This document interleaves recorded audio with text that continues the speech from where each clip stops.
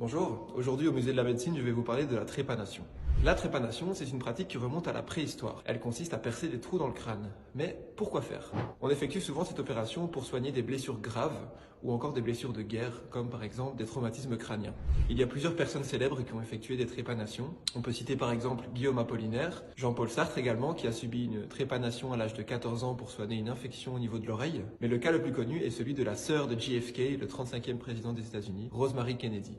En effet, celle-ci, à seulement l'âge de 23 ans, souffre de troubles psychologiques, de troubles du comportement et de l'attention. Ses parents la forcent, pour ne pas ternir l'image de la famille Kennedy, à subir une autre forme de trépanation, la lobotomie. Ainsi, en 1941, le docteur Walter Freeman effectue une lobotomie sur Rosemary. Rosemary n'en sortira pas indemne.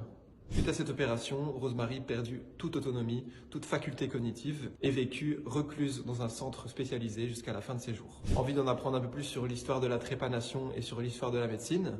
Viens nous rendre visite au musée de la médecine de Bruxelles. Allez, ciao!